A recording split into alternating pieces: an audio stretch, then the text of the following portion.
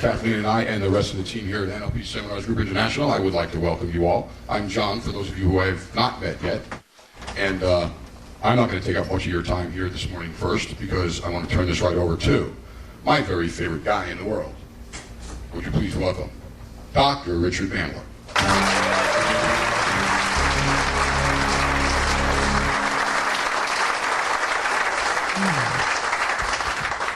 Well, thanks a lot, John. Good morning. We'd like to welcome you to Orlando if you're not from Orlando already. We've been doing this now for 5 years here, and it's a good place to do seminars. Next 3 days, I want to give you a little preview of coming attractions. Somebody asked me in the lobby last night, they said, what exactly is this course about? And I pointed out to them that they had already signed up for the course.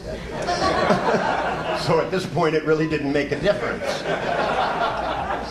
And if they knew what the course was about, they probably wouldn't need to come. That, to me, I've, for almost 30 years now, been studying the art of persuasion and changing beliefs and changing thought patterns.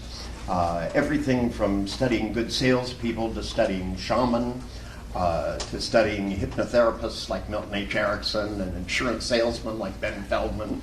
Guy sells $6 million worth of insurance face-to-face every year. He did it for like 10, 15 years. And we found that when people are really good at convincing, changing beliefs inside of people, that they share certain things in common. In fact, successful people seem to share certain things in common. For one thing, they're able to motivate themselves easily. And they're self-starters, they're people that have the ability to take the things that go on inside of their mind and to be able to charge themselves up. But no matter how charged they are, if they can only communicate with a certain percentage of the population, the only way they can increase their income and their successful contact with human beings is to work more hours, to see more people. So what we're really after here is being able to increase the number of people that you can effectively communicate with. Because I know that you people come from lots of different professions, that there are people here that are salesmen and people that are managers and people that run businesses, and I'm sure there's some psychotherapists hidden out here. They sneak in every seminar I do. I could do one on how tires work, and I'm sure there'd be therapists in it. I did a sales course once in San Francisco, and somebody raised their hand and they said, can you explain to me how you work with insomniacs? And I said, what the hell does that have to do with sales? And they said, well, I'm a psychiatrist. And I said, well, next week I'm doing a course on hypnotherapy, and last week I did one on personal change. And he said, oh, but those didn't fit into my schedule. However, the brochure was so tempting he couldn't pass it up. He said, I really want to know about this, but I can't go to what's relevant. Now, some years ago, I did it. You'd be surprised. Being a psychiatrist is a dangerous profession. You listen to too many crazy people. Take it from me, I know. Somebody once asked me in an audience, they said to me, when you go into a mental hospital and you've worked with these really severely crazy people, you know, what do psychiatrists think about it? And I said, well, those are the psychiatrists, as far as I can tell. See, it was amazing to me when I started out that there were two things that really stood out in my mind. One was the field of psychology had absolutely no technology whatsoever represented in any of the literature. That there wasn't anything that somebody could go into a therapist and be predictably walking out without. If they lacked confidence, there was no guarantee they would get confidence. Even the therapists who were successful people had no idea how they were doing it and had rules against knowing what they were doing. Now, you could get a degree, a PhD in psychology, but yet you couldn't get a degree in sales, the largest profession on the face of the earth, and there were more people that knew exactly what they were doing. I mean, some of them, like the first sales training course that I took was through an encyclopedia company. I was in college, and they gave us a thing and told us to memorize it and to go knock on the door and just do things. The first thing they said was to say our name clearly, introduce ourselves, have a firm handshake, and to comment on the blue marlin on the wall. Now, at the time, I didn't realize that that was an idiom that meant comment on something that you share in common. But being a pretty good hypnotist, I managed to get almost everybody to see a blue marlin. Probably people sitting around now still talking about the blue marlin that came with the encyclopedias they bought. Now, over the years, I've done lots and lots of strange things. Tried to take the techniques that came from one field and apply them to another. I literally took the equations that used to build bridges and found a way to help people so that they could get rid of compulsions. And because to me, all the things that people do to mentally process, this company is running so efficiently with and it's got a high profit margin, and it's growing wildly, and it's driving the other airlines out of business. And rather than learning from it, they want to stamp out this kind of efficiency. You know, it would be like as if the government, and I almost feel this way when I had a company here in the U.S. It's like the government sent down people to see how inefficient you can run your business. They were always telling me things like I had to punish my employees and take things out of their check for needs they didn't have, and all kinds of things, and complicated things about things. I had a beautiful pension plan, and then they passed a law that said we couldn't use it. And when I was doing it, we actually put aside large parts of the money in deferred income, and then invested it so that what they had to set aside, I was investing for them, and I did pretty good at that. You know, it worked out pretty well. I played the stock market. I wasn't like Martha Stewart. I didn't have inside information. I just did it by watching the things go up and down. And when they go down, I buy it, and when they go up, I sell it. And, you know, and I do it like every 3 or 4 minutes, though. I didn't do it, you know, on a long-term basis. But if you really watch the stock market, you can do something. But if you turn away and have a drink of iced tea, your fortune can be gone. Especially nowadays, because they're making up these companies. I can't believe what these CEOs have done to some of these giant companies. It's one thing to mess around with a little company, but start messing around with these billion-dollar companies. And this poor head of Enron, you know, who left and bought himself a $5 million house, had $5 million in cash to make bail. Now, I started thinking about it. Michael Jackson, child molestation charges, that was like, you know, pretty expensive, I thought, for him. But I just wonder if they're going to send 70 police over every time they think somebody's mistreating their kids. They sent 70 policemen to his house. They seem to be picking on celebrities for some reason, want to make an example out of them. But the Enron guy could get 312 years in prison. I just don't see how you could serve 312 years. Is his skeleton going to lay there? I don't know what the logic behind this is. You know, I mean, a life sentence should be like as long as you live. I mean, that should be enough. But 312 years is what they're going for. You know, I could just see the prosecutor, you know, when they said, well, you know, we could get him for 98 years. And he's going, that's not enough. He should be punished. Recently, I got a ticket. I was in a foreign country, and I was in Ireland, and I got a ticket. But I didn't get the ticket from a policeman, like, you know, here they just hand you the ticket. I got it 2 years later in the mail. Apparently, a camera snapped me in a rent-a-car going over the speed limit, and the local Gardaí, you know, came and told me, gave me a summons, and I went to court and sat there for hours, listening to the most unpersuasive people you could possibly imagine. They came up with every lie you could think of, one right after the other. And this judge was not into it at all. No matter what they said, he would punish them even more. This one guy said, well, you know, the camera that shot in the car, I said, I'd already sold my car. You know, I couldn't be responsible. And he said, okay, I'll let you off of that, but I'm going to fine you 6 times as much for not reporting the sale of your car. Just caught him on that end, and he was just punishing everybody and charging them a lot of money. And I was late for my plane, and I kept looking at it going, this is going to take forever. And they kept dragging out with these long Irish explanations, you know, about how relatives died, and it went on and on and on, you know, and the roads were too wet, and, you know, and I mean, why they couldn't get to court, and why they had missed this, and why they didn't have insurance. And one guy, I love this, actually got a drunk driving charge pushing his car. He was so drunk he couldn't drive, but he didn't want to leave his car at the bar, so he just got behind the wheel and the door and started pushing it down the equivalent of our freeway. And when the policeman pulled him over, he said that he wasn't driving, and the policeman said, look, he said, moving your car on the road that counts. And so to try and persuade the policeman not to give him a ticket, he told him to feck off 127 times. What I like is that the policeman counted, you know. I had to be a really calm chap to sit there, you know, and the guy goes, feck off, and he goes, that's one. He goes, I'm still giving you a ticket. He goes, well, feck off, that's two. And when this guy got up in front of the judge, he said, I was trying not to drive drunk. I was, because I was walking, I wasn't driving. And he had a friend with him who was also drunk that was also pushing the car. And he also got a ticket because they were both operating a motor vehicle. And you can only go so fast on foot. And, you're supposed to be going faster than that on the freeways. They call them carriageways there.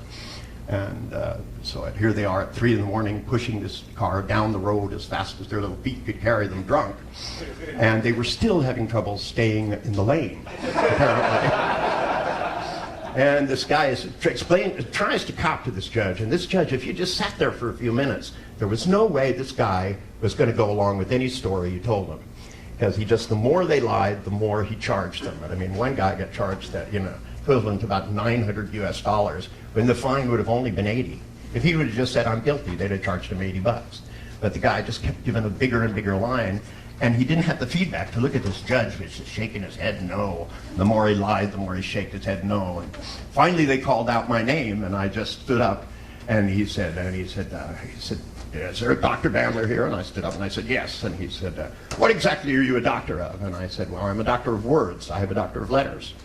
And he said, I said, if somebody has a really sick H, I can heal it and get it straightened out. And he said, how do you plead? And I went, guilty, guilty, guilty. I should be punished.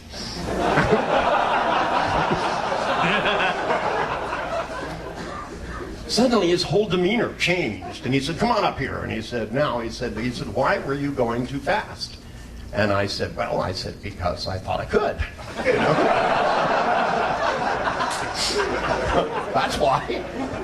I said, there was space, it was open in front of me, and I stepped on the accelerator, I went too fast. And he said, they caught you on the camera doing 65 in a 50-mile-an-hour zone. And I said, well, freeways in the United States are usually 65 miles an hour, so I probably thought I was on a freeway. I said, I'm sure the policeman's right. I'm sure you're right. I'm guilty and I should be punished. Guilty, guilty, guilty. And so he didn't fine me. Now, there's a lesson in this, by the way. The more I watched how this guy responded with a polarity when people said they were innocent, he went, they were guilty. Even the policeman one time, he said, do you have the report on this guy? And he said, the report's in another set of files. And he fined the policeman. And I thought, this is a grouchy judge. I said, so what are we going to do? I said, what I'm going to do is I'm going to be meaner to myself than he can be. And what happened is that when you find people who are serious polarity responders, now I guess it was about 25 years ago, ran an experiment. There were 2 furniture stores on either side of a freeway.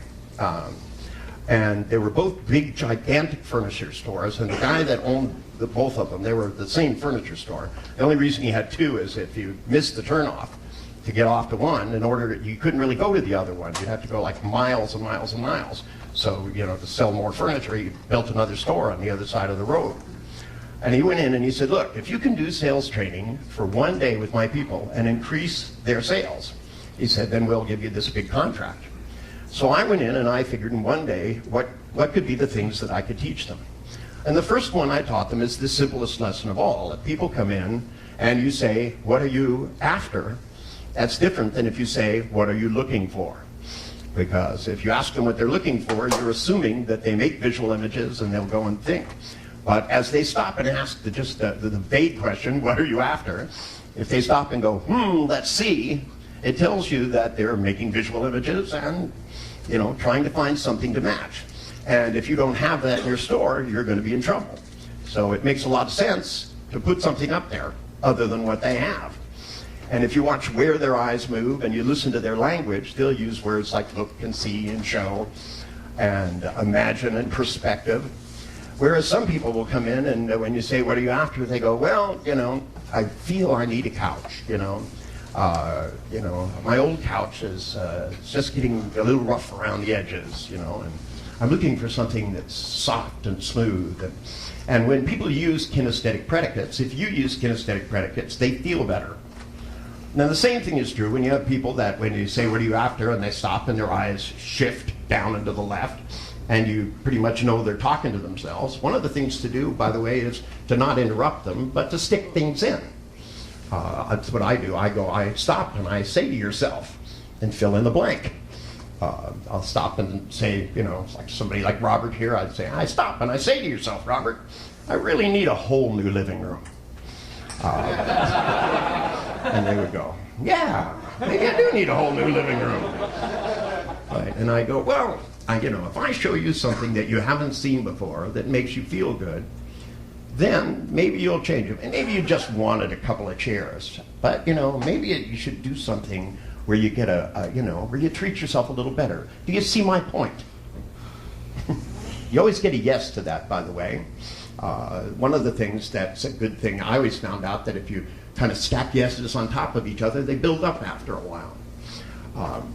Now, when we ran this experiment, it turned out I only got 3 hours because of the nature of the business that they were in.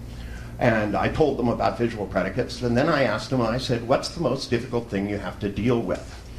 And they told me, they said, well, a lot of people bring somebody in with them that thinks that they're an expert on furniture. And it's like, not only do I have to sell, this one guy, which would be easy, but his friend is always, telling him, well, we better go somewhere else and look around, or I know I could get you a better deal, or this isn't the right thing for you. And, and what I don't know how to do is how to get rid of the friend. And I said, maybe you're not thinking about this right. If you got two people there, you should be able to sell two things instead of one. It's one thing, if you just had the right approach and expanded your thinking. Because you see, some people are good at closing propositions, even in negotiations. I did a thing where I negotiated for some stewardesses, and they had all these lawyers, and the lawyers were all fighting with the lawyers from the airline, and everybody was fighting with everybody, and they had giant stacks of papers arguing over details of things. But it really boiled down to the fact that they wanted more money and they wanted more benefits, and the airline wanted to cut down the amount of money they were giving them and give them less benefits. And rather than talking about it in simple terms like that, they had all these lawyers disguising it. Now, when I was brought into the negotiation, the lawyer just was fed up with trying to talk to the other people, so he brought me in and I sat down. They had 16 lawyers, and they even cut the legs off of our chairs so we would feel smaller. As a negotiating tool, that might work with some people, but that's the kind of thing where I think these guys are not really, sort of equipped with powerful tools when they literally think, let's go in the night ahead of time and saw the legs off the chairs. That'll make us feel more powerful. See, I can go inside my head and make a couple pictures and feel more powerful. If I need more energy, I get it from the inside. When it comes to doing conviction, I do it on the outside. So as I walked up to these guys and I sat down and I looked at them and I said, you guys are lawyers. I said, I'm not a lawyer. I said, I'm not as educated in persuasion and these kinds of things, so we'll have to reduce things to terms that are just a little bit simpler. And I went through each of the points of the thing and I read it out loud, and I said, you guys are in different positions. And I'd look at them and I'd say, now, you claim that there's no way that you can give these poor stewardesses and stewards a raise. I said, and I looked at them and I went, now in every language on the face of the earth, when people raise their eyebrows, it's an unconscious cue that says it's the other guy's turn to talk. So when I just stopped and raised my eyebrows, they wanted to say something. And in that position, they'd go, well, yes, we really don't have the money in our budget for a raise. And I'd go. And they go, unless we were to this. And I go. And after 4 or 5, 6, 7 minutes, they'd be bursting out with opportunities. They actually ended up offering more money than we were after. And my negotiating tool was just raising my eyebrows, that one little piece. Now, when you're involved in any kind of persuasion, by the way, for those of you, who have argued and argued and argued with people over the years, sometimes it's not the amount of words that you use. And when I was a musician, I used to fire guitar players if they had the belief that a good solo put as many notes as possible into it. It's not how many notes you use, it's how well you use them. To me, the same thing is true about language. It's true about words, it's true about your body gestures, and it's true about having the sequence of knowing where you're starting and where you're going to. I went into a stereo store in San Francisco when DAT machines first came out, and I wanted a digital auditory thing. There was an ad in the paper for one. I went down, looked, and it was on the shelf, and I said to the salesman, "I want to buy this machine." And he said, "Well, let's hold on a second." And I thought, gee, that seems like the point where you should close the sale. I mean, it doesn't really seem like the point where you should start negotiating. And he said, "This may not be right for you." And I went, "Okay," and I walked out of the store. And he went running after me. He said, "Where are you going?" And I said, "I'm going to a store where they'll sell me where I want." And he said, I'm willing to sell it to you." And I thought, "Well, I don't want it anymore. You talked me out of it. You said it might not be the right machine for me." And he said, very flustered, he said, "Look," he said, "people come in here all day buying things and thinking they want them, and lots of them don't end up buying it." And I said, "I believe you." I said, "By the way, can I speak to your manager? I think I know where I can get a job." Because the most fascinating thing of all is there was an entire wall of televisions. I mean, there had to be 1,000 TVs on the wall, all playing a commercial for a different store. Well, they had it hooked up to cable. Here I was at the Good Guys, and here was the ad for Circuit City. And so as I stood there and the guy was giving me frustration, I kept looking up, thinking about the other store. So I went to the manager, I said, "I'd like to point out two things. One, if you're going to have people selling things, you should teach them how to. This guy won't let me buy a product." And the manager looked at him and said, "Why won't you let this guy buy what he wants?" And he goes, "Well, I wasn't going to stop him from buying it. I was just going to point out the other models we had." And I said, "Yeah, but I want that one." And he said, "Well, yes, it might not be the best value for money." And I said, "See, he won't let me buy it." I said, "When the sale is done, you're supposed to stop." And it's not just stereo people that do this. I've seen this with people. They negotiate their way out of things. Once they get what they want, they don't know how to go, "Okay, it's over with. Time to stop, move on to the next step."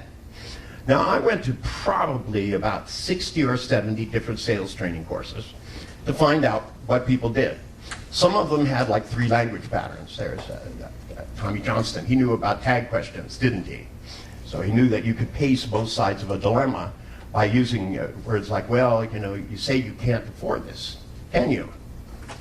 And it embeds that command and opens up the door so that when people are fighting with themselves, you can be on both sides.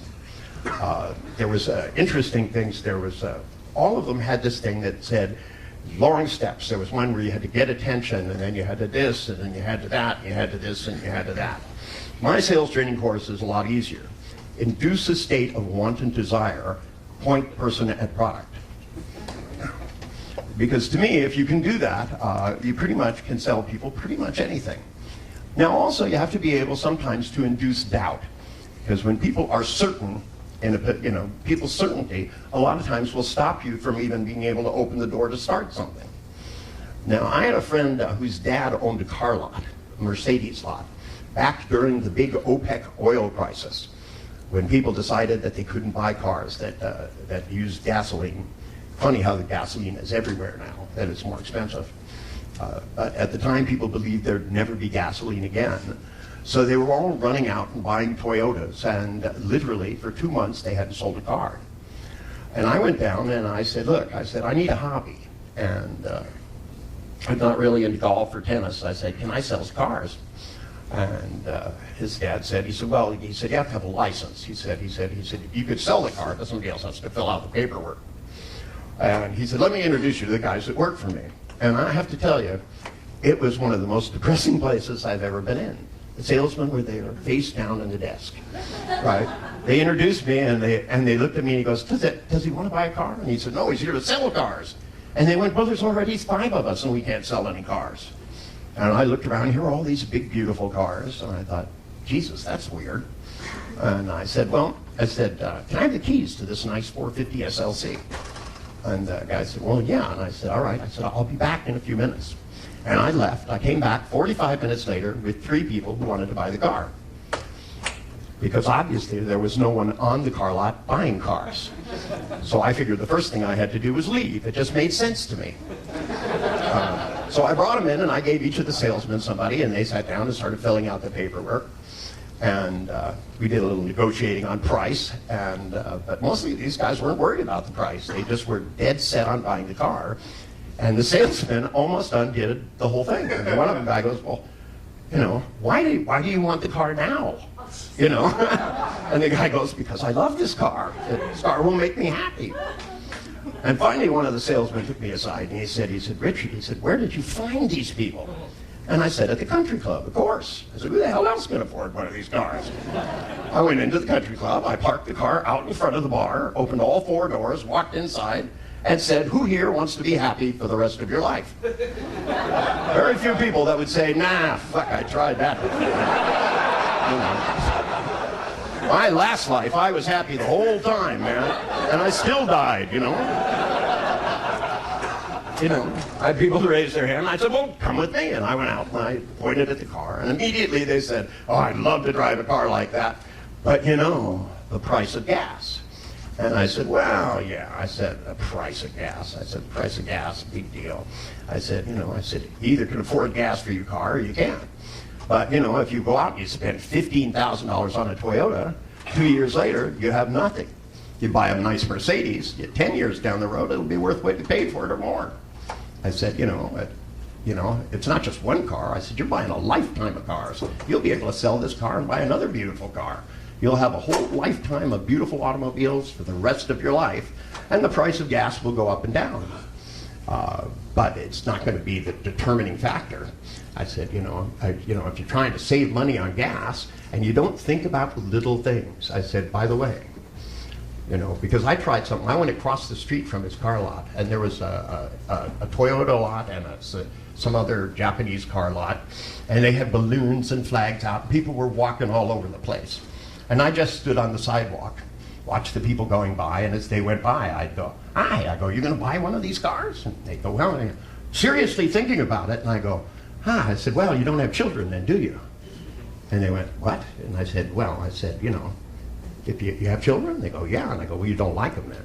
And they go, I love my children. I go, come on. I said, can't you just see when this Toyota gets hit by another car and your kid's head is smashed in and his arm is broken, and you're saying, gee, I saved a little money on gas? I said, how are you going to feel then? And they go, oh, I never thought about that. And I go, come with me. Because I found behind this car lot a treasure trove of Cadillacs and Lincoln Continentals, all 5, 6, 7, 8, 9 years old, sitting in the weeds. And I went and asked the guy, I said, what's with all the cars out there? And he said, you can never sell those. He said, the big gas guzzlers, the days of the gas guzzler are over. And so there was a little Mexican guy that worked there, and so I made a deal with him. I said, you cut the weeds down, detail the cars, and I'll split my profit with you. And he looked at me and he went, what profit? Are you going to sell these cars? I said, come on. I said, watch this. Somebody's going to spend $15,000 to $20,000 for a Toyota when they can spend $3,000 and have a Lincoln Continental. That's a lot of money left over for gas. You think about it, we could put an extra gas tank in there, put a 100-gallon tank. I think they have power windows, leather seats, and if they get hit by a Toyota, they'll be able to brush it off with a cloth, And the salesman told me I was nuts, just absolutely nuts. Their belief system said you cannot sell these kinds of cars because of the economic times. But you see, it didn't stop me from doing it because I didn't believe it. I've convinced schizophrenics that we're floridly hallucinating, right? That that it was better to become normal today, just like that, by stepping inside of their hallucinated reality and making it more real. Because you see, whenever you're negotiating, whenever you're persuading, if you get stuck on one little point and go head to head, but when you make things bigger than they are, it always leaves room for leverage. Now, I had a schizophrenic that said that the devil was talking to him, and that he spoke to the devil every night, and the devil would come in, and they'd find him screaming in his little room. They'd sedate him to keep him quiet so he didn't disturb the other patients. That's a very helpful thing. I think people who are nuts, you know, who decided that to give nutty people drugs was a good idea. Because in the 60s, we tried that. It didn't work. You know, I had nutty friends, and they would go out and take drugs. They'd just get nuttier. And it didn't matter which drugs they took. In some cases, they didn't even care. Decision strategies are the basis of what we're talking about. People have ways in which they decide which things they want and which things they don't want, and which things they're willing to believe and which ones they're not going to believe, and they're not cast in stone. These are things that if you understand how people do it, you can actually engineer better decisions for people than they'll make for themselves. Now, there's only one rule in this, which is that you're selling something that you think is worth selling. Because if you have skills and you're selling something you don't believe in, then you should go sell something else. You'll make a lot more money. And by the way, if you're selling something that doesn't have a very good profit margin in it, that's not a very good idea. You should sell something you can make some money off of. One of the wealthiest salesmen I met sold jets. Now, the same place he worked at, there were 10 other guys, and he sold more jets than all of the other guys put together. And one of the reasons he did that was because he believed that he could. He had a powerful belief. He had convinced himself, he persuaded himself that he could go places, walk in the door, and sell people a jet. And he would go to corporations, and he wouldn't even call ahead of time. And you would think to sell a jet, you'd want to make an appointment ahead of time. But this guy would just go in and find out who the chairman of the board was, who the CEO of a company was, and he would just walk up to him and he said, "I need to speak to you." And the person would say, "Well, you need to make an appointment." And he said, "Well, if I make an appointment on my private jet, will you talk to me?" And they would go, "Private jet?" And they go, "Yeah, I got it right out at the airport. I'd like to show it to you." Next thing you know, he'd be having lunch with them on the jet, take him and fly him up around in the circles and go somewhere, show him all the nice things. And while he was up there, he'd show him how they could lease it, how they could deduct it. He knew all the things about how to make it economically worth their while. You know, explain to them, you can either give it to the government and they can buy a ballistic missile, or you can have a corporate jet and deduct it. You choose. I know I've already bought several atomic bombs myself. First few years of my career, I was doing really well, but I turned around and looked at the end of the year, and actually I thought I was pretty much paying for the White House. But it requires a couple of things. I mean, this guy had really good sensory acuity to be able to know when he was getting the responses he wanted, and to know what to do when he wasn't. And it wasn't because he had a theory. Because I know a lot of sales training programs, they give you a nice booklet, and it says, you know, first you have to get people's attention. That's an easy one. Show them money. Ben Feldman, who was that top insurance salesman, in the cover of his book, he had loosely stuck inside there $4 or $500 bills, $4 or $5 $50 bills, $4 or $5 $20 bills, and I got 15 $5 bills. And when he'd open the book, they'd just flop out onto the table. And people would stare at it like this. So he had their attention. Simple. I used to try crazier things. Sometimes I would just dress up as a priest. So I went to the costume store. I was the priest that sold cars. You get really interesting responses from people when you walk up to them and you go, "Son, so you're looking for a car?" Like, yeah. And they'd go, "Yes, Father." And they go, "Well, let me show you something." And they go, you know, because here's the priest with the Jewish accent. Natural combination. But they would always say things, they'd go, "Well, why are you selling cars?" And I go, "Well, someone needs to. Everybody needs to have a car. You know, I like to fill people's needs." Now, I also had people that came in that would look at cars, and it was just the wrong car. I mean, I had a guy come in, and he looked at a two-seater sports car that cost about $45,000. And this was 30 years ago. And I said to this guy, I said, "Well," I said, "you know," I said, "you have a family?" And he said, "Yes, I have 6 children. And I said, "And a wife?" And he said, "Yeah." Actually, he had 2 wives. One he lived with and one he just paid.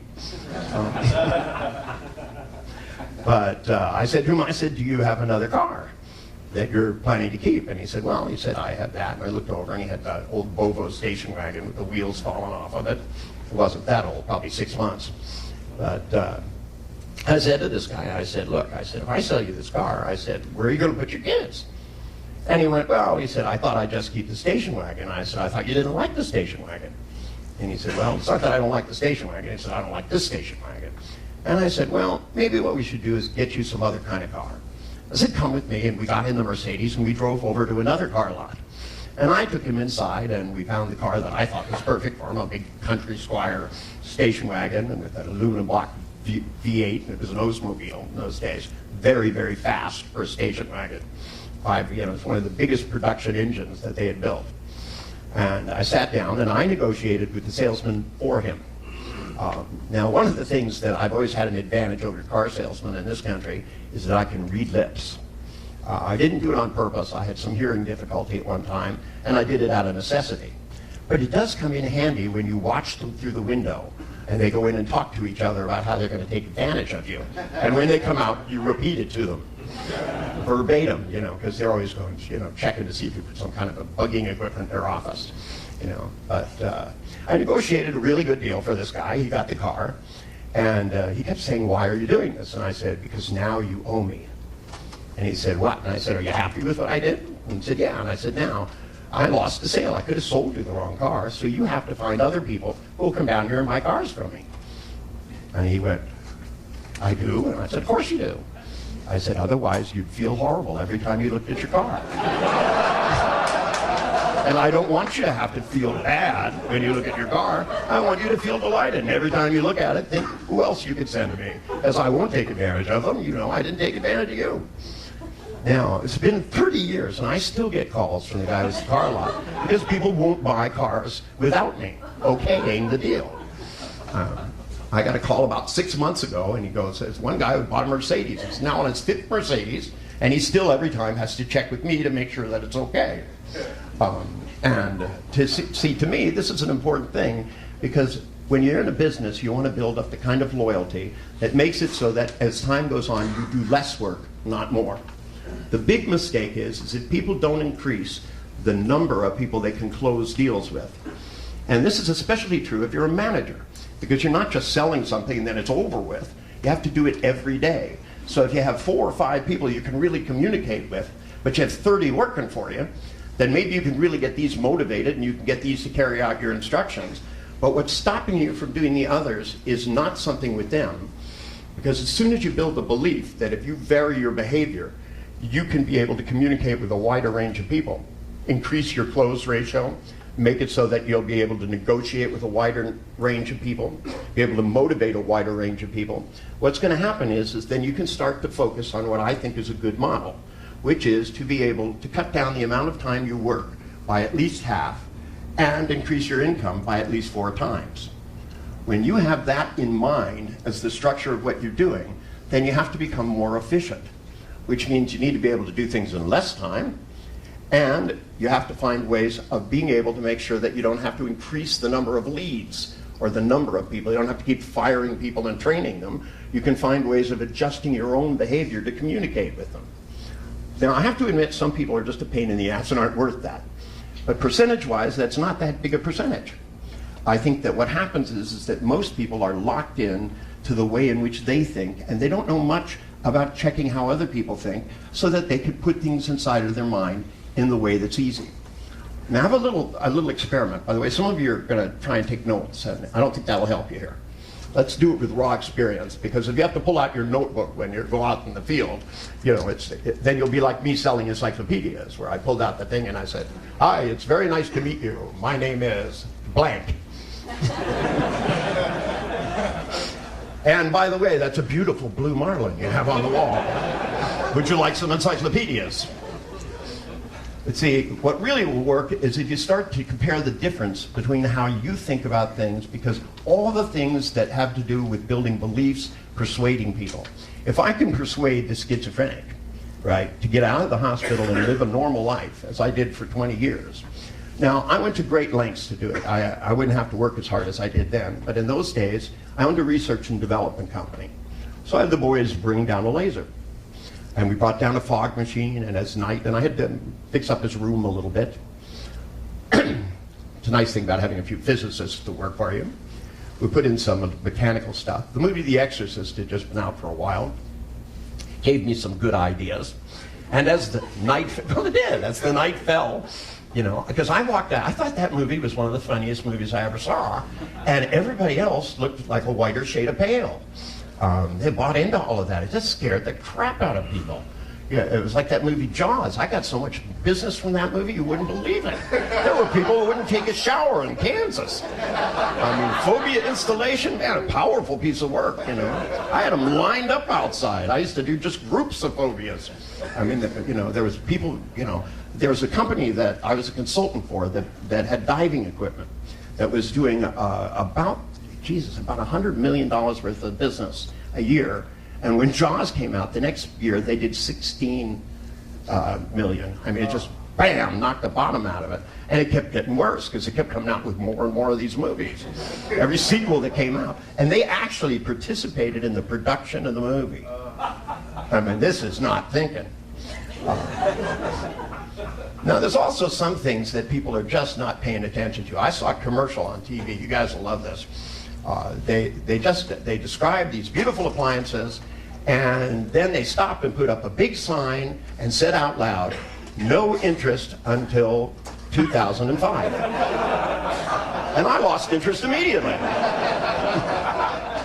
I mean, you know, when I worked for an advertising agency, it was amazing how many of the commercials they put out absolutely gave people amnesia for the product. There was a one of the guys at the ad agency said they had made this commercial, and theoretically, according to their theory, it should have really been able to have been something that people could remember. And when they had a kind of scoring they called Burt scores, where the Nielsen scores measure the actual change in sales in a certain area, and Burt scores, they call people on the phone and measure the memorability, how much people can remember a commercial. And these are the same people they made like Levi's commercials, and they scored very high. I don't know if it changed the sales of Levi's, but when people called up, they certainly could remember the commercials. But this detergent, they actually showed you the detergent, and they showed you clothes, and then they had it blow up. I mean, literally like a bomb sound, and then it would just go like this and wipe off the screen. And also, when people make images in their mind, if you stop for yourself and you think about it, you make an image of something that's pleasant. If you make it bigger and closer, your feelings get stronger. But if you were to blow it up, the feelings go away. There was a product called Formula 409, and the commercial for it, when it first came out, they showed this greasy wall, and they squirted this stuff on it, and then they did a super close-up. Now, in terms of being a commercial that affected sales, this was really powerful. Because when people magnify things in their mind and make really large images, it affects them kinesthetically very strongly. Now, if you stop, I want you to try an experiment. Just sit back. I want you to think about something that you bought and you are happy you bought, and when you think about it, you're just delighted. Okay? Now, just notice where the picture is in your head. Notice how big it is. Notice how close it is. And if there's sound with it, notice whether the voice, whether it's on the right or the left, does it sound like it's coming in or going out? And then stop and think about something you almost bought and didn't. And I'll ask you, are the pictures in the same place? And by the way, this is yes and this is no, okay? Simple thing, we'll get through this part.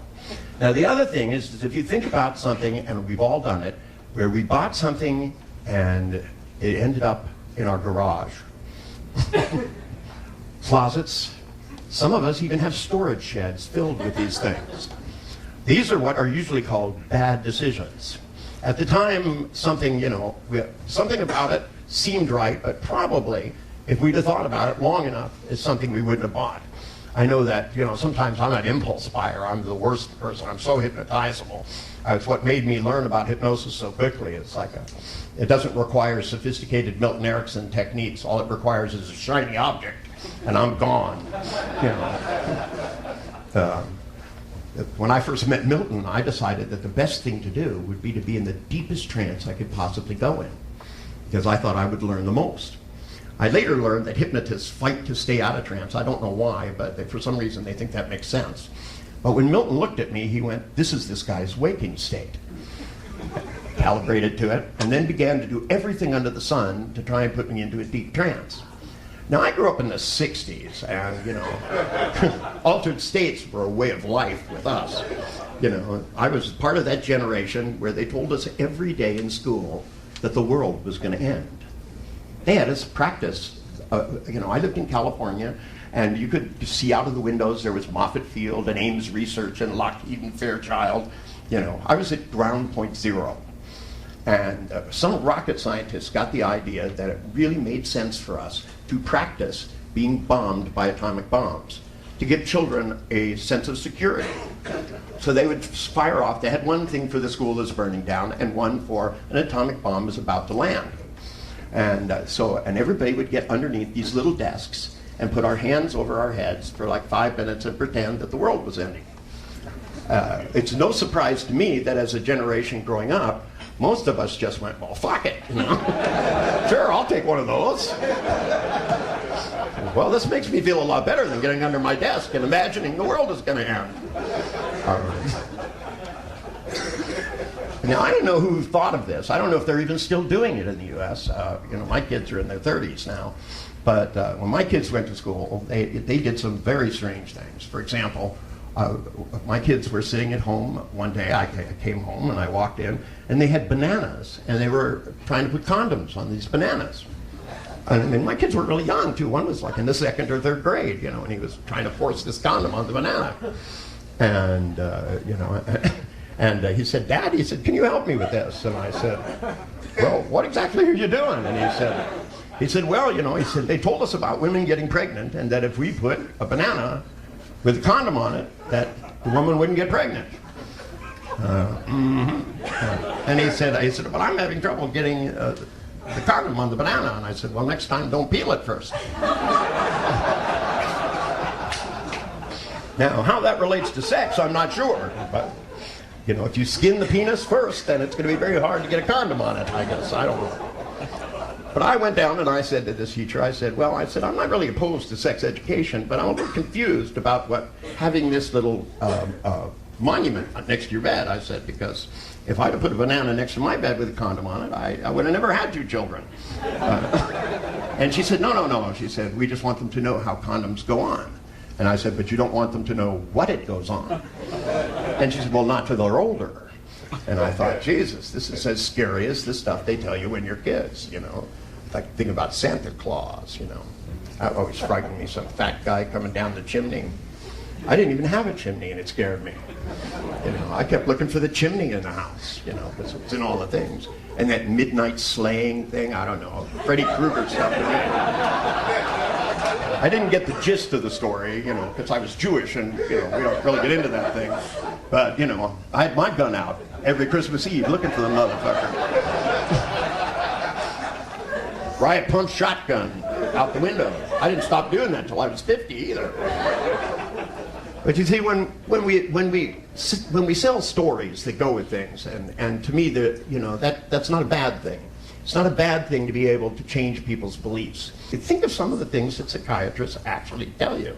For example, the reason you guys have mental problems. Do you know why you have mental problems? Because you wanted to fuck your mother.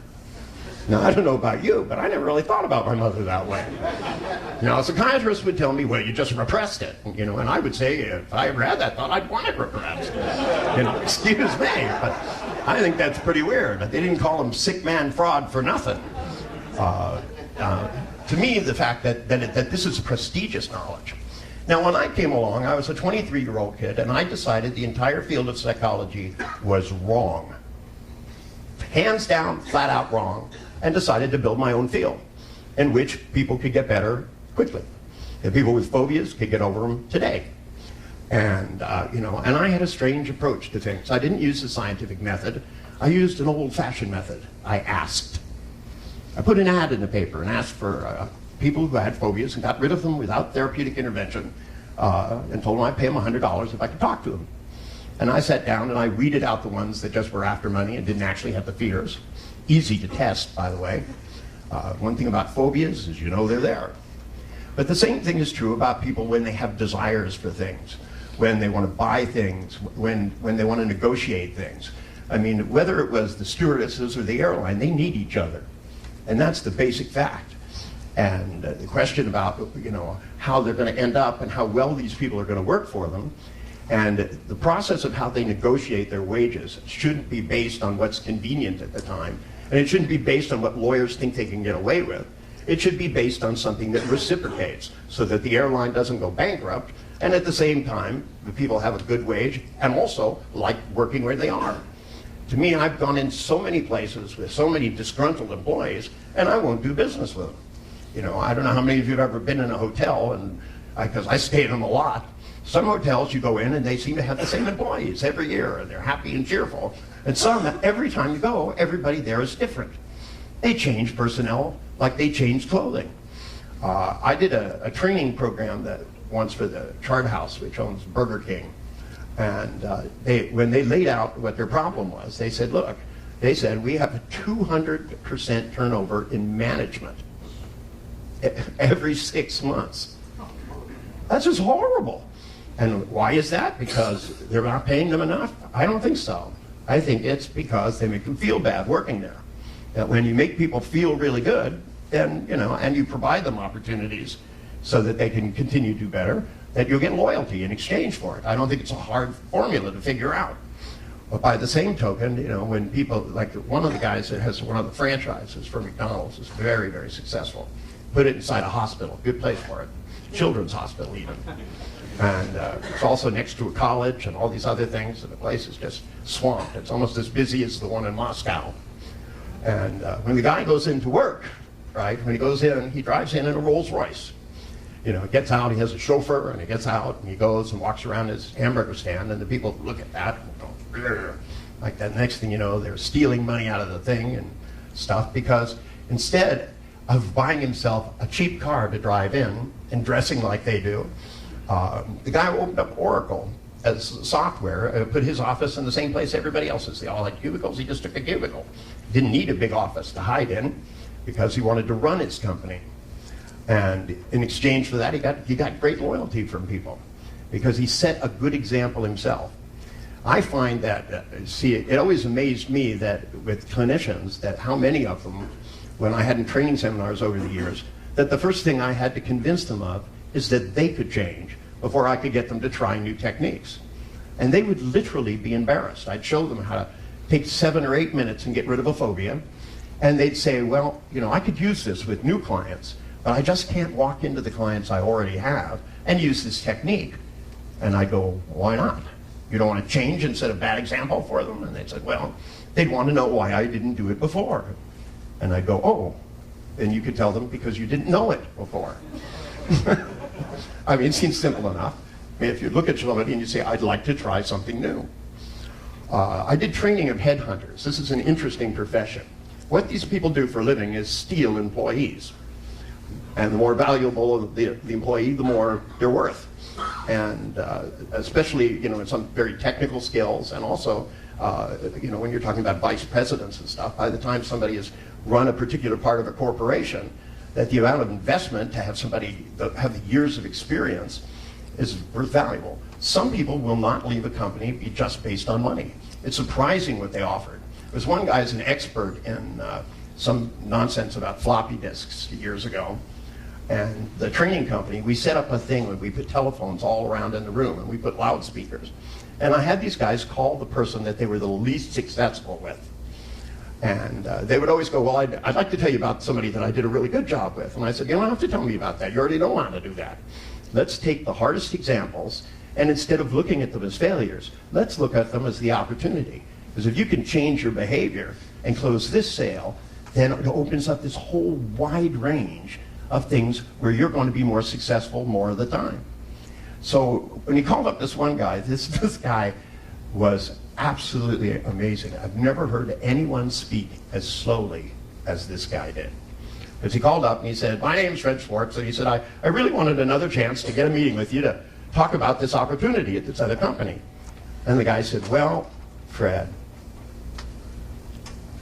I do appreciate your enthusiasm. And I said, tell him to hold. Pop, hit the hold button. I said to this guy, I said, you have to speak at the same rate this guy's speaking. Because people usually speak about the rate they can understand. And you can adjust it. all you have to do is start slow and then maybe speed up a little bit. But if you don't start where they are, if you don't start out matching their predicates, if you don't start out at the rate that they do, then they can't process the information and they'll just be agitated. So this guy, I said, no. Everybody, I said, nobody laugh, okay?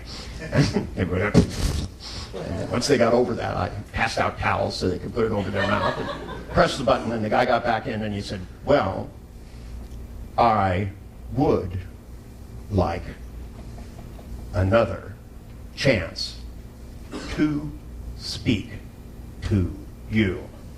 And the guy said, how about this afternoon? Just like that. Nothing was really different. The only thing that was different was the way that I felt. His mind got scrambled. Actually, it turns out that the kind of machining and engineering he did had something to do with the thing that moves really slowly inside of a floppy disk. I don't know much about floppy disk, but he told me there's things that went through high-speed search, and then there was slow searches for accuracy when they went through and do things. I don't know. Computers have changed over the years. When I worked on them a long time ago, they had flashing lights. I think computers should have flashing lights. You know, we all can relate to that from the old movies. But back in those days, we used to kill a tree every time we wrote a program because we had intelligence terminals, and they weren't very intelligent. They had X's and zeros, and you would type on these big white things, and a tree would spew out of the back of it. We had to keep them in buildings that were at like 0 temperature because otherwise the machine would freak out. So we used to have to wear big jackets and lots of socks. I even got battery-operated socks when I go to work because the floor was like ice, you know, because they had this sterile environment because they didn't want any dust. So we were inside this kind of clean room. This spare UNIVAC would be flashing lights along. And we would be trying to figure out how to get it to do something that a human could do. Now, one of the things over the years where I took the skills, because in those days we were designing compilers, that is computer languages.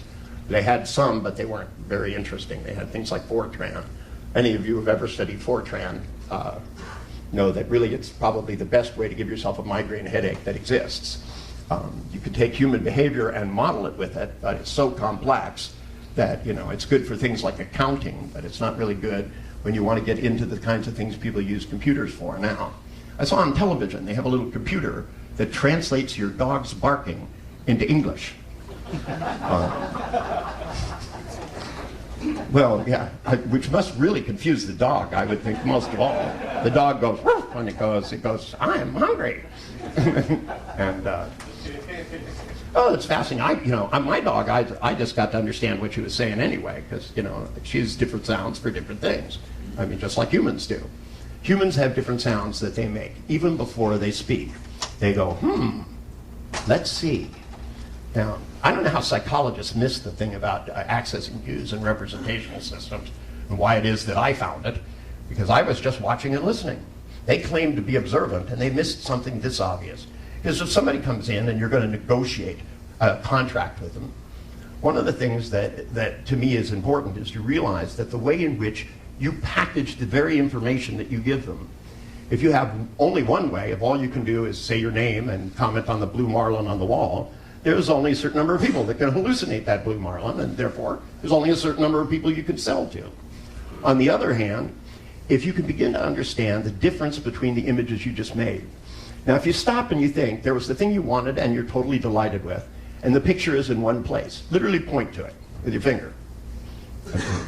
Okay. Now, the thing that you didn't buy, okay, where's that picture? It's in a different place, isn't it? Now, is it a different distance? Different size? Does it have a border around it? Is one a movie and one a slide? It makes a difference. Now, the process of becoming convinced itself becomes very important, because if you stop and you think, okay, now the things that were a good decision, okay, my good decisions are here, okay, they're this big and they're like this. And the thing that was a bad decision and I didn't want it is over here.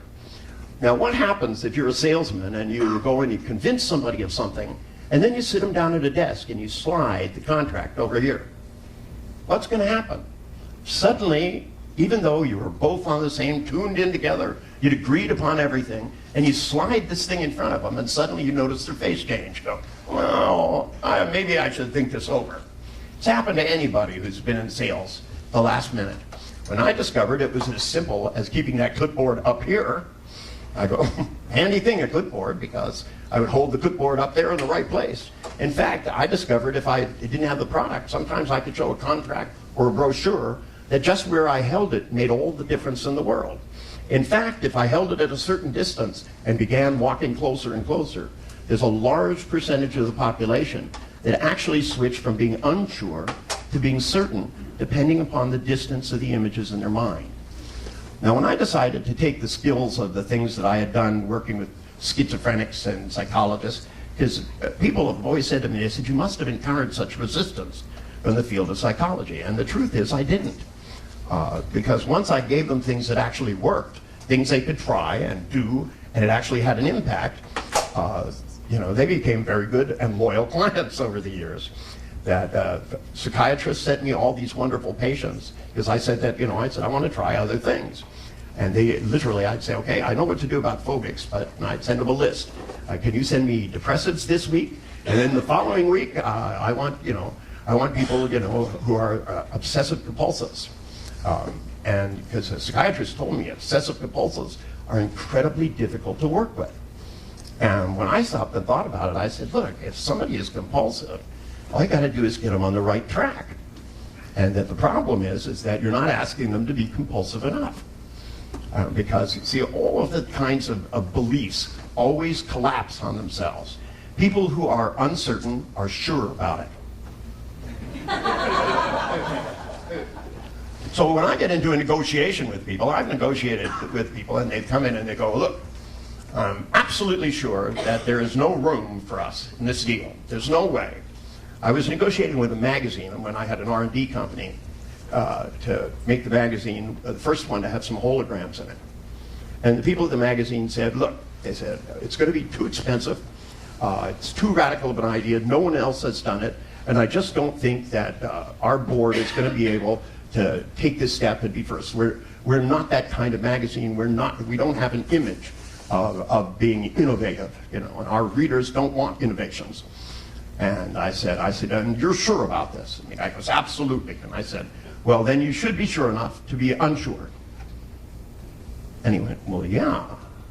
And at that moment, I already had enough doubt to work with. Because as soon as he had that doubt, I said, well, then all we have to do, if you're absolutely sure, is to present it to them in a certain way, and then we'll find out that you were right, unless you're not.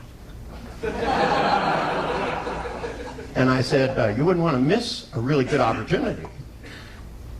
Or would you? Not. Because the conscious mind of human beings does not process negation. When I say, don't think of blue, bang, it comes into your mind. And so when you say to people things like, you say, I know that you're not ready for this, unless you are, then they have to consider it as a possibility. The more you work in the realm of possibility, the more you'd be surprised what people can convince people of. I've seen some pretty amazing things in my life. When I was young, I played in a band, and there were 3 white guys and 3 black guys in the band. And the black guys lived in a horrible neighborhood, and it was East Palo Alto. It was just a horrible ghetto. And one of them wanted to get his mother and his brothers and sisters out of the ghetto. And he said, but there's no way, he said, you make the kind of money that we make, that I can afford to live anywhere else. And I said to him, well, as far as I'm concerned, you can't afford not to live anywhere else. It's getting really dangerous here. People are starting to shoot each other.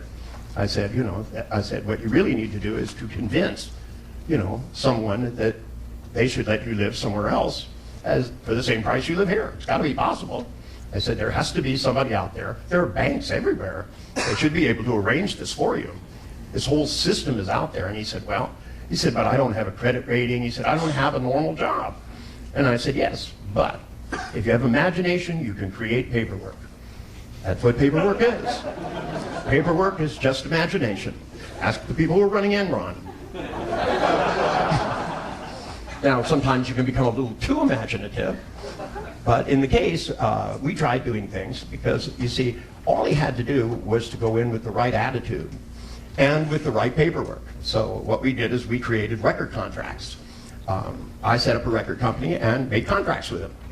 And You know, maybe I couldn't live up to those contracts, but it was very convincing enough that he went in and he laid this stuff down, and instead of acting like a poor musician, I told him to have the attitude of a rock star. I mean, just imagine these guys that suddenly make $200 million, and last year they made 50 bucks. It happens all the time. It's got to do an attitude adjustment to you to suddenly discover that you can buy these things. Doesn't mean that you have a long credit history, but they can check your bank accounts. But really what they're looking at is what's your potential for the future. If you're going to buy a house over 30 years, it's going to be cheaper than if you rent one. As it turned out, he paid about half as much on a mortgage for a house than he did. Since he was a first-time buyer, they only had to put 5% down. Then all we had to do is get somebody to loan him the 5%. And I used the most powerful tool that I could think of at the time, guilt. You know who I got to loan him the 5%? The bank manager. Charge some interest on it. You know, it's fine, but, you know, I said, would you stop these people from having a house when you're going to have somebody here who's going to be a loyal customer for years? Because banks hit a point where this funny thing happened, where when they deregulated them, for the first time, banks had to actually compete in business. When I was young, you used to go into the bank and you gave them money and they actually gave you interest back. It was amazing. It's totally different now. Money market account, you got 18% back. I mean, it was lovely. Even a passbook, you got 5%, but when you went in, the banks acted like, you know, they were doing you a favor. I still think these ATM machines, I'm still pissed off they won't give me back my own money. They give it to me a little bit every day, you know. I go up with my card and they go, oh, I'm sorry, you're over your limit for the day. You can't spend any more money today. I think that's crazy. If it's my money, I should be able to get it out. They go, no, you have to go during the day. You have to be in your hometown. You can't be out of state. But see, suddenly the banks found that they had to do ways where they had to do business. Now, we made a set of films some years ago. We went to what was a savings and loan at the time, and we made them a proposal. We said, look, you're in business and you're competing with all these banks. And my guess is if we just train your bank tellers and your management people, and we'll do it with half-hour films. So we made a series of films, and all they were things where we taught people a little bit about pacing and leading. So if somebody came in and they were talking really fast, you talked fast instead of making them wait and get impatient. And then there was funny things I found out when I was in the bank, because when I was in the bank, some guy walked up to the bank teller and said, I'd like to cash this check. And she said, do you have an account with us? And he said no, and she said, well, then we can't cash your check. Next. And I thought, what a waste. I said, they want to increase their business. You should say, we can cash your check, but you need to open an account. And send them over to the other guy, open the account, cash the check, and probably you would end up adding more people. Now, the idea of people in a bank being nice to someone was totally foreign in those days.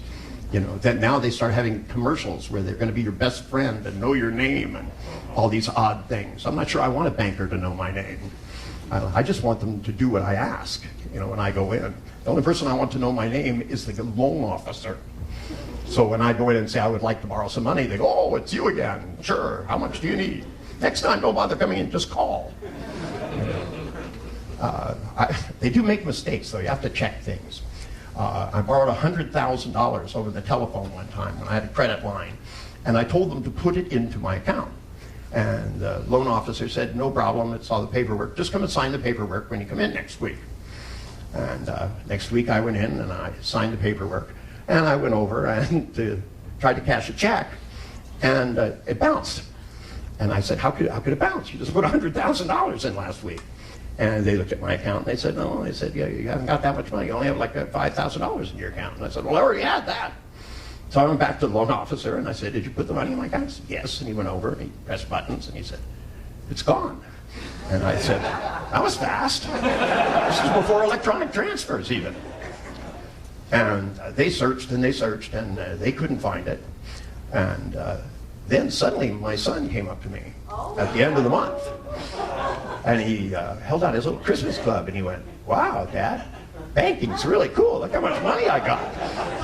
And instead of having $11, he had $100,011. Now, it occurred to the banker when he was trying to figure out what was wrong. He kept looking for variations on my name, kept looking for everything but the obvious. Doctors do it all the time. They tell me all the time they have trouble convincing patients to take medication the way they're supposed to. that they give them antibiotics, they take them for a couple of days, feel better, and then stop. And then, of course, they get sicker. That even when they go to gather information from people, they don't know how to listen enough that they don't induce disorders. Because sometimes it makes sense to communicate congruently to build trust. Now, I know there's a lot of books that came out on rapport, and I'm the guy that brought this up years ago that said that if you need rapport, matching behaviors help. And if you start out, but I never said you had to stay there forever. I mean, to me, this is something you do for 2 or 3 minutes. It's not something you do for the rest of your life. That once you start matching predicates, you can expand. People's brains are very, very flexible. This guy who was talking to the devil, okay, he'd been in the hospital for like 3 years. He was under heavy medication. They took him all this stuff. And when his family hired me to see if we could do something about it, the psychiatrists were very resident. They said, look, you want us to take him off of medication. And they said, he's just going to get crazier. And I said, he's crazy already. He's locked in a mental hospital. He's lost his freedom. He's lost his family. He's lost his job. What the fuck else could happen? And they said, well, he could go over the edge. And I went, he's already over the edge. I said, I just want to go over the edge with him for a while and see if I can't scare him back up on the ledge. And against their better judgment, they let me create my own little thing. So suddenly that night, he was laying in his bed. And suddenly the window bars opened on his window. I mean, the steel bars were on the 3rd floor, so I didn't think he was going to jump out or anything. I wasn't that worried about it. And although, they were very concerned that we went in and made certain adjustments, especially the pneumatics that lifted the bed up and made it spin. And we put speakers on the walls of either room so we could, big subwoofers and stuff, big amplifiers so we could get a good mumbling devil voice, and put a reverb unit on it, because you can't do religious figures without reverb. That's one of the technical things. And then out of the mist in the evening, in our little fog machine, we projected a hologram that I bought from Edmund Scientific, by the way, in New Jersey, of a big devil face with horns and this hideous face. And as it moved through the fog, it looked like the lips were moving, of course, because of the movement of it. And it was about 60 feet high, and and so he said, Charlie, the bed moves up and rumbles, and a few of the drawers slammed back and forth. And Charlie was a little nervous, to say the least. He kind of tiptoed over to the window, and he looked out, and this hideous 60-foot thing in the fog, and he went, Charlie, I'm really pissed off at you, and I've come to speak to you for the last time. Seemed like a good idea, a little presupposition there. And but Charlie was schizophrenic, but not stupid, by the way. He looked out the window, and we had mics in there, so we knew what was going on. We had a little camera so we could watch. And Charlie looked out the window and goes, God, you look really different. And he goes, that's because I'm really mad. I said, you've been telling people about me. Every day you mentioned my name. What goes on between us should stay between us. Otherwise, you'll spend eternity in hell, having your skin stripped from your body slowly, feeling the tortures and the fires burning. Is that what you want, Charlie? And he went, no. And I said, then. Well, he didn't know it was me. He thought it was the devil. Close, but not the same thing. I know there are many people that think I'm the devil, but he does work for me from time to time. But I think he's more scared of me than I am of him. I had too many crazy ideas. I would scare the devil. I'd go in and reorganize it, I go, this is no way to run hell. Look at the fucking heating bill we've got. We could run this company much more efficiently. Let's put these souls to work. That's the thing. And the clothing, because that whole thing in the Bible, it even says the whole thing was over dress code. That Satan claimed to be more beautiful than God, and so he kicked him out of heaven. It was kind of like a gay catfight in the Castro, Kind of hard for me to get really upset about that. I see on TV there are people, all constantly building fear into people. The government is scaring the crap out of us these days, don't you think? I mean, this Homeland Security really should be called the Homeland Insecurity. I mean, the fact is, we want you to feel safe, so we're going to break into your house and look at things when you're not home. We're going to arrest people. We're going to photograph and fingerprint everybody. And, and we're really going to search inside of everybody's shoes. When I first landed in America, Mexico, they wanted nothing to do with my feet. But when I got switched planes in Texas, they said, well, take your shoes off. And I said, and I had little tiny loafers, It wasn't like I had big bomb shoes or something. I had little skinny loafers on. You know, I just came from Mexico. And I took my shoes off and I handed it to this guy, and I took it over to some big electronic thing and went in there and wiped the inside of it, you know, with something, and put it in a machine, and lights went off and on. And he went, "These shoes are non-explosive, you can have them back." And I started looking at everybody else's feet going, I wonder which feet blow up. It's just, you know, and then this warning alert thing, they come on, they used to just tell you the news, and then they started having smog alerts on there. They go, you know, old people should stay inside, like in LA, you know, they'll have smog alerts, so they'll say, you know, if you're going to go outside today, just don't breathe, okay? And now they have this orange, you know, it's like the terror alert. How much terror should you feel today? Right? I don't really need to know that, you know. Personally, there's not much I'm going to be able to do about it. Like, how much fear should I have in my body? See, I think, you know, that instead they should say, look, you know, it's being taken care of, you know, we up security. We decided to check to make sure there are no bombs on the plane. I think that's a good idea. I think, you know, that they should have electronic, but they want to go through my luggage and, you know, stuff. I just make sure there's lots of stuff there to entertain them. That's, you know, I like to bring like a big satanic books, you know, that sort of thing, you know. Look at them with like that, and they go, "What's this for?" And I go, "Because I put a spell on the plane for safety."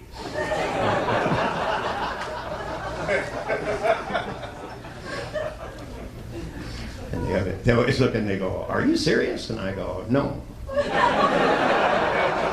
Once in 1964, I was serious, and it just made me feel really bad, so I haven't done it again since. I just discovered there, you know, if you try to get too serious, you get stupid, and there's lots of examples of that. Think about Donald Rumsfeld. There's a good example. Stuff they're worried about just blows my mind. And Arnold Schwarzenegger now wants to stop gay people from being able to get married. Like, this is really an important thing, you know. Excuse me, I may not want to live with another man and marry him, but if somebody else does, that just leaves more women for the rest of us. Doesn't really think like that's something we really have to worry about, you know. I mean, we've got terrorists trying to blow the planet up, you know, and people, nuclear weapons, where we don't know what, they're trying to figure out what to do with nuclear waste, you know. And anything that volatile couldn't really be that wasteful, you know. There should be a way of taking it and converting it back into energy. And in fact, somebody told me that there actually were ways of doing that, but the rules about the safety of nuclear waste prevented them from being able to do it. Because once you have too many rules, see, if our lawmakers had to get rid of 2 rules for every one they made, it would clear things up in a few years. But odd things, Newt Gingrich tried to get rid of the Clean Air Act. I mean, there's something I'm against, clean air, you know, and clean water too. He didn't approve of that either. I mean, tried to undo these things. Ronald Reagan was very suspicious of these things. You know, I remember him on television coming out saying that he was going to sign the Clean Air Act, although he was not really in favor of it. And to me, you know, like clean air and clean water seem like basic things that we shouldn't have too much trouble with. Nowadays, that, you know, they have all kinds of things in the works. That there was a guy on television who was totally upset because they haven't reopened the Statue of Liberty, so that people can walk up inside of it. You know, you can only look at it from the outside, and because they're afraid people will go inside it and put something in, blow it up, I guess. And so they would have to put equipment in the front so they could sniff everybody's shoes before you were allowed to walk up 3,000 steps.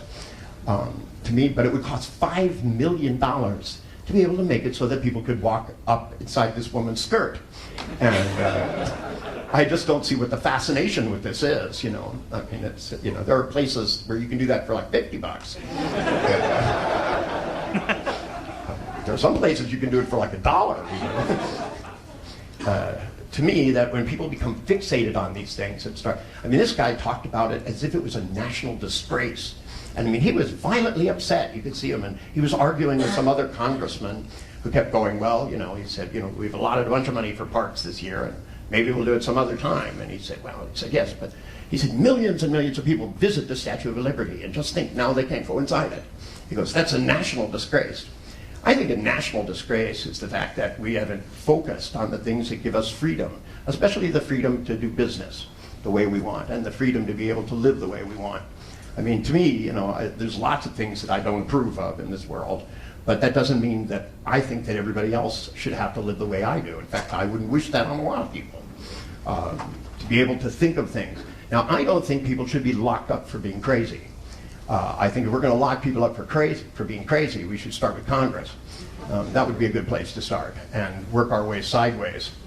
To me, the fact that people have such violent and intense beliefs about these things shows me that we're not teaching our people how to think.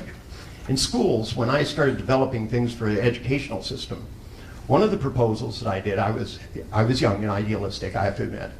And so I went and got commitments from all of these real geniuses, people like Linus Pauling, Buckminster Fuller, all of these brilliant people to agree to come for 2 months a year and teach at an elementary school. I wanted to take young children and teach them how to read and write and do advanced math right away, and then expose them to things like how to do architecture and how to design airplanes and things about nuclear fission, like by the time they're 6 or 7. So to see if we could, create a curriculum that could be used not just in that school, but in other schools. At the time I lived in Hawaii, and the state of Hawaii said no, I couldn't open a school like that. Even though I had commitments from all of these geniuses, they said these geniuses were not qualified to teach elementary school. And unless they all went back to college and got elementary school certificates. Now, when I found out what elementary school teachers learned, they learned to use the overhead projector. For example, they took a 3-month class on how to use the overhead projector and how to run one of those 16mm things, and then how to fill out a lesson plan book so that you could take something that you could learn in 15 minutes and drag it out for a year. See, when I discovered a quick way to teach kids to spell, and I took a whole bunch of educationally handicapped children. These were 5th graders, and I took all the 5th graders in the school district and put them in one room, sat them down and said, "Do you know why you're here?" And they said, "Because we're dumb." And I said, "That's right." I said, "No, you're not just dumb, you're stupid." And I said, "And I'm the stupidest person of all. So I'm going to have to teach you guys how to cheat and get away with it." And they all looked at me and they went, "Who are you?" So I said, "Look, the problem is when they give you spelling words and tell you to memorize them," I said, "You guys, if you can't spell the words, you're writing them on the back of your hand and shit, aren't you?" And they went, "Oh, yeah." And I said, "That's no place to hide things. You have to learn to hide things in your head." And then I taught them, and I wrote the word color, and I made the C red, and the O green, and the L orange, and the next O blue, and the last R, depending on what country you're in. Like in England, they spell color differently. And they're very adamant about it, too. When I write the word color in England, they all get upset, right? Because they put a U in that we don't use. It's color. And they have aluminium, and we don't either. And they get very, very fussy over there about little things, like about, they say that we don't speak English correctly because they're English. And I said, well, but, there are different dialects of English. I said, even in the United States, growing up in New York, it's not the same thing as growing up in Texas. I mean, you grow up in Texas, you're not allowed to move your teeth while you talk. Well, that's a mighty fine building you got up there, They go to New York and they go, "Look at all them skyscrapers." But I mean, these things are to me, are teachable. I mean, you could teach somebody to go to Texas and sound like a Texan, but you try to teach people language in school, and kids with no prior degrees and no education learn to speak a language in a couple of years. And I took language when I was in high school for 4 years, so I can't speak a single word of it. Whenever I hear Russian, I see a pegboard and a set of headphones. And I can hear this teacher grumbling at me for not pronouncing things correctly. But she never told me how to enunciate them. When I taught these kids how to make pictures of words and then copy them down, suddenly they could spell the next day. And of course, teachers got all upset. I went to the principal and said I was doing something satanic. The supervisors of schools came in and started passing out copies of the New Testament. Like that would prevent kids from being able to spell, but once they could spell, it was too late. Even the system of phonetics isn't spelled phonetically. It's really Pahonics. Now, whoever decided to call it phonetics didn't take themselves seriously and had no sense of humor. They were going, we want children to have low self-esteem for years, so we're going to make them sound out words. I mean, how do you sound out the word caught? And think about it, silent letters, these are like sneaky letters. GH, where does the GH come in caught? Well, it's been around for so long, we're going to keep it. That's not going to change, but you can't do it auditorily. And there are some tasks you can't do architecture unless you can visualize things, unless you can do a little math to know that they'll remain standing. There was a bridge they built in Seattle, and apparently the architect didn't do his math very well. First time the wind blew, the bridge fell down. Very expensive bridge, millions and millions and millions of dollars. And, he says, I'm sorry, and then everybody sues everybody for years. But basically, in the end, it always comes down to the taxpayers picking up the bill, so they divvy it up amongst us. Savings and loan, what happened? They had a big crisis with that. And, I was watching the hearings of this. They were sending a few people to jail for a few years, punishing them, and I'm still going, what happened to all the fucking money? The money went, they loaned it against something, where's the collateral? If I went to the bank, if I don't think my house mortgage, they take my land away. Suddenly all of this disappeared into a vacuum somewhere in this stuff. And to me, if you don't ask the right questions, then you can't head in the right direction. And if you start to ask yourself the question, what is it? You see, when you look at that thing that you bought and you're convinced of, let me ask you to do something. Make a picture in your mind in the same place of yourself leaving here in 3 days, being more confident, being able to suddenly motivate yourself easily. We're going to teach you things about how your brain works and how other people's brain works. Because it's not enough to persuade other people. You have to start with yourself. You have to persuade yourself that if you have a few tricks up your sleeve, that you'll be able to change the way in which you speak, the speed at which you speak, the tone at which you use. Some people don't even know enough about English to know that they know there are questions, there are statements, and there are commands. And it's all done tonally. So you can embed commands inside of language so that when you tell people, well, by now, you're probably ready to look at these contracts. It embeds the command, by now, by and by, you'll see, By and by, as we go through this, you're going to need this. I always like to start people off in things by asking them to think of something that they were absolutely sure they wanted, absolutely convinced was a good idea. And as they start to think about it, I interrupt them. And when they do, I go, excuse me. And when they look at me, I always make a marker right in the sky, just like Pavlov did with the bell. I mark it out so I can get that feeling back inside them. Human beings are incredibly responsive. Charlie, once the devil came and yelled at him. The devil said to Charlie, which was actually me that day, I was filling in for him.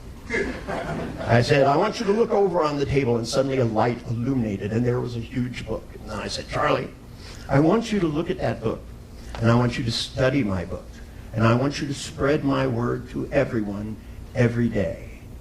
And if you ever mention my name again, you'll know where the hell you're going. And if you fail to carry out this task, I'll be back, and you won't. And he was shaken like a leaf, and he walked over, and he opened the book up, and it said, Century Life Insurance Sales Training Course. Charlie looked at it, began diligently reading the book. A week later, he left the hospital. The psychiatrist was really screwed up about it. He said, he just kept reading this insurance book. And I said, well, I have a friend at this insurance company who's agreed to give Charlie a job there. And I have a feeling Charlie's going to be really motivated. And the psychiatrist said, well, I don't think I can let him out of the hospital because he's in a state of denial. And I went, denial? And he said, yeah. I said, I keep asking him about the devil, and he claims he's never spoken to him. And I said, but isn't that what you wanted? You kept telling me there was no devil, so he couldn't be talking to him. And now he's telling you there's no devil, and you're not happy. I said, what does it take to please you, for God's sake? And he goes, yeah. He goes, but I think he's just saying that. And I said, well, what do you care? I said, what, he's going to pretend to be normal? And he said, well, he said, what happens if he relapses? And I said, well, I have a feeling something will take care of that. I said, maybe I'll visit him at his house. I said, he doesn't have to live in prison. And he goes, well, you know, he may not know how to function in the outside world because he's been here for 3 years. And I said, well, that's kind of comment on your work, not mine. I said, if you're taking away his skills, his social skills, his ability to interact, I have a feeling he's going to do quite well on the outside. In fact, for some 23 years now, he's been one of the top salesmen. He went back with his family, even got back with his wife. He's very, very committed. And, you know, he even does training and trains other people. I don't think he explains to them why, but he keeps telling people this is the most important thing on earth. It's having insurance.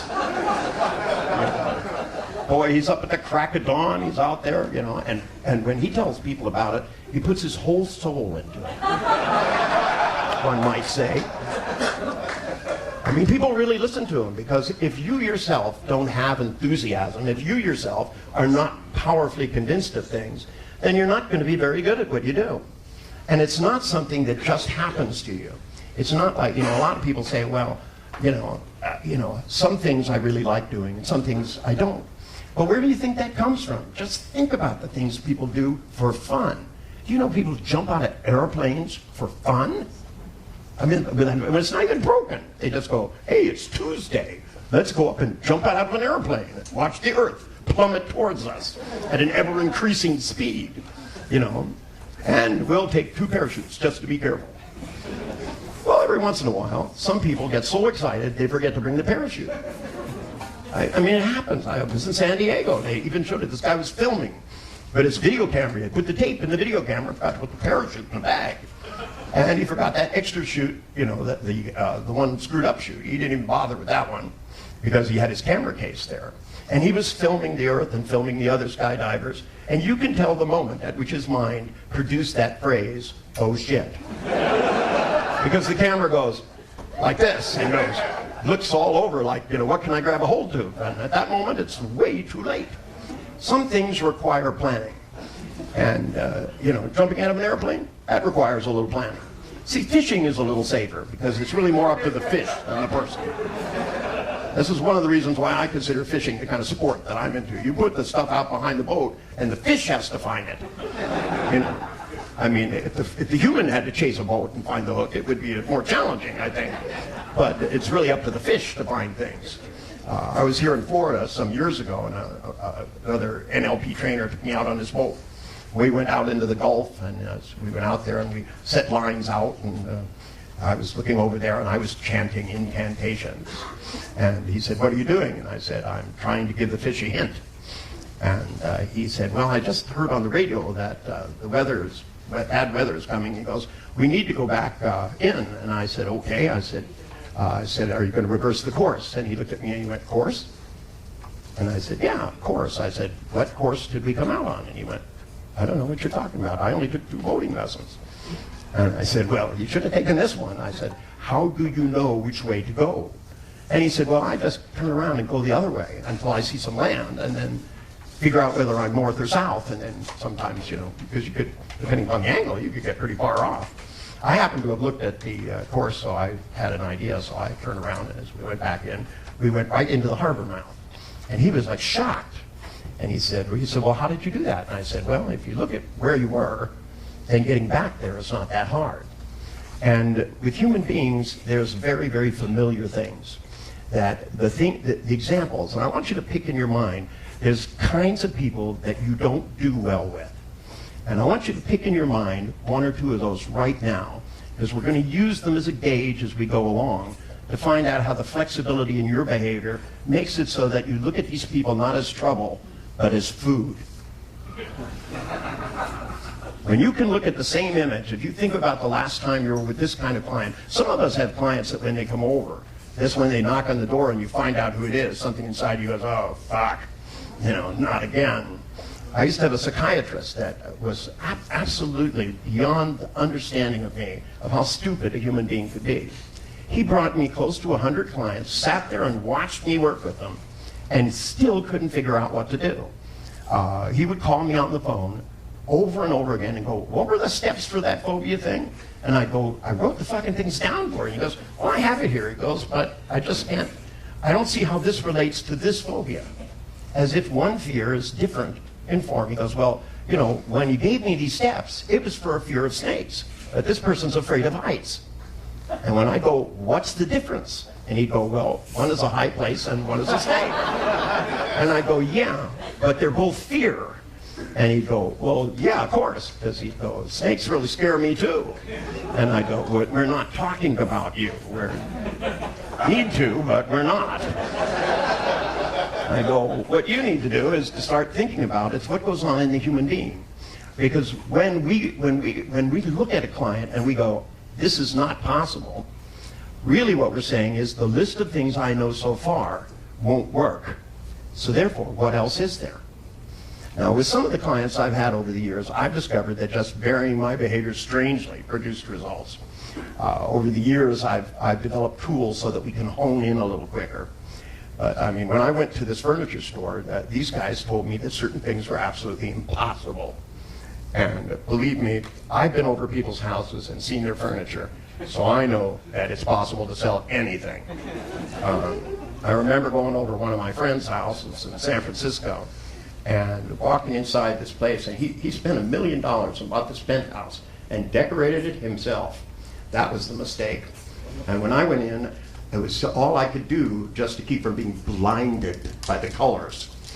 He decided to paint his walls orange and to have purple carpets and bright red couches and lime green tables. He took beautiful wood tables and painted them lime green. Really strange, you know. I think, well, he was a bass player, what can I say? He's the same guy that went in my medicine cabinet one day and swallowed half a bottle of pills and then asked me what they were. He didn't have a really good decision strategy. He had a real problem with drugs till God came and talked to him one day, and I didn't even set that up. But he was in my bathroom, and I saw him taking pills, and I said, what the hell are you doing? And he said, well, he said, I just thought I'd try some of these. And, you know, this was in the late 60s, and, you know, and he said, what are they? And I said, well, actually, they're my girlfriend's birth control pills. I said, so you're really not going to have to worry about being pregnant. I said, you might get cranky once a month, but, and you might need to increase your bra size, but his ability to make decisions. Now, I know that people have different tastes, and that's the important part. The important part is being able to find out what you have that fits in. And to me, whether you're negotiating, whether you're giving instructions to a patient, I have medical doctors all the time that tell me that they have patients that, you know, that they give them drugs and they won't take them, and then they give them drugs and tell them not to take too much of it. And, you know, and I said, well, what exactly do you say to them? And I said, well, you know, she's an elderly woman, so I explained to her, I said, look, if you take one of these pills every 4 hours, that'll keep your pain gone. If you take more than that, you know, you're going to become addicted, become addicted, become addicted, become addicted. It's like a hypnosis thing. And as you look at these pills, you'll want more. And, you know, and then they write on the side, don't mix these with alcohol, because you may feel drowsy. And of course, people who have insomnia would go, well, that sounds like a good idea. So they'd take a couple of pills and a couple of shots and a couple more pills and a couple more shots. And they'd end up in the hospital, you know, having their stomach pumped. And the doctor would say, why did you do this? I told you not to. And they'd say, well, yeah, but you wrote on the bottle, it says right here that I could get better night's sleep. And yeah, you could get a permanent night's sleep. But you see, when they gave instructions to these people, they were faced with something. The doctors have to do this funny thing. They have to tell you what the worst that can happen is, because the insurance companies have passed laws. And this is all about lawsuit liability. So doctors feel like they say, well, you know, there's a 30% chance this will happen. I've been diabetic, and when I was in the hospital, they came up and they gave me pamphlets. And the first pamphlet they gave me was about how my toes were going to fall off. And it was horrible. It was all the bad things, and how you could get heart disease and how your veins would harden. I mean, as I started reading this thing, and it said, you know, it was just terrible. So, you know, and I'm sort of half out of it anyway in the hospital, and, you know, and they're telling me all these horrible things. And, you know, they told me to read this carefully. Fortunately, it said that, you know, this happens, you know, 7 out of 10 times. So I decided to be one of the 3. And so I gave her back the pamphlet, the doctor. I gave it back. I said, okay. I said, I've made my decision. And she went, what decision? I said, well, I'm going to be one of the 3. The 7 are going to have a hard time. I'm not into it. Especially with the second pamphlet, which said that 80% of diabetics become impotent. And I said, well, I'm going to be one of the 2. The hell with this. And she said, well, you don't get to choose. And I said, you should have told me that before I read the pamphlets. I said, it's too late now. I said, I feel bad for the other 7 guys, but not me. I'm not going for it. And the 8 guys, well, I'm sorry. This was before Viagra. You know, the hell with that. And she absolutely believed that this was outside of your control. That, you know, I've seen people do things. When I was in India, when I worked for the government, they brought this gentleman over from India, and they had this guy, and this guy actually grew a cancerous growth on his hand in less than an hour, and then made it go away. And they even tested a biopsy, and it was malignant. And he could do this at will. Now, I don't know why anyone would learn this. It falls in the same classification as spoon bending.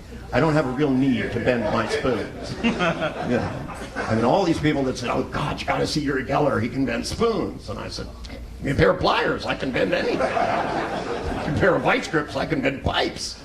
And they said, no, he can bend spoons with his mind. And I thought, you know, of all the things in the universe to do, you know, with your mind to learn to do, he thought there and he went, that spoon is way too straight.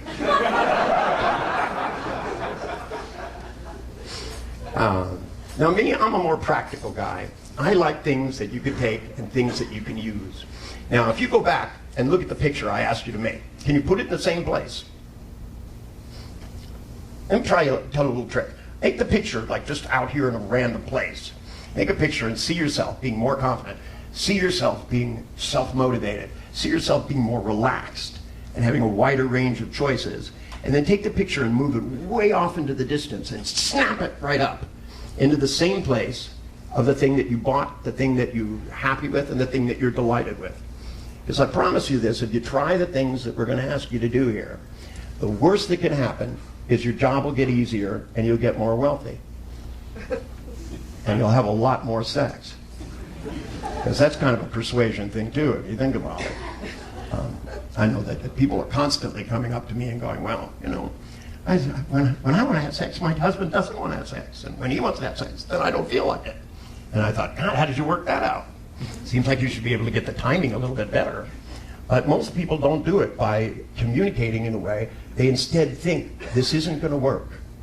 I know that a lot of couples, they sit down and they go, their husband's coming home, they go, well, you know, he's going to come in, he's going to be too tired, he's not going to want to take me out to dinner, he's not going to want to do anything. But he walks in the door, she looks at him and goes, and he goes, what? And she goes, well, I know you're just going to want to sit on the couch. You can see this coming, can't you? Because you're going to be too tired. And he'll go, yeah, tired. She goes, go ahead. Just ignore me. He goes, okay. Now this just means he's obedient. You're just giving the wrong hypnotic commands here. You know. Now, I've seen some funny things. Like, for example, women will come in and they'll be dressed beautifully, and they'll hold up an empty dress and ask a man which he likes best. And men will think about it. Pick the one with the woman in it. Okay? Because probably you're not a fashion designer. And maybe they just want you to compliment them, and they're being as blunt as you can imagine. But guys aren't really that bright about this sort of thing. I've been over people's houses, and women come out, you know, and I was with my wife, and we were going to go out, 4 of us, to dinner, and this woman comes out with an empty fucking dress and says to this guy, which one do you like the best? And he'll go, well, I could remember you wearing that red dress. That red dress does look really good on you. The whole fucking evening's fucked after that. You think this guy's going to have sex that night? No way. Probably not for a month or 2. Especially if she puts on the dress and then comes out and says, which shoes do you like the best? And he looks at the empty shoes and the ones on her feet, and once again picks the empty shoes. Now, you know, if you keep that stuff up, you're going to be wearing the dress and the shoes after a certain number of years.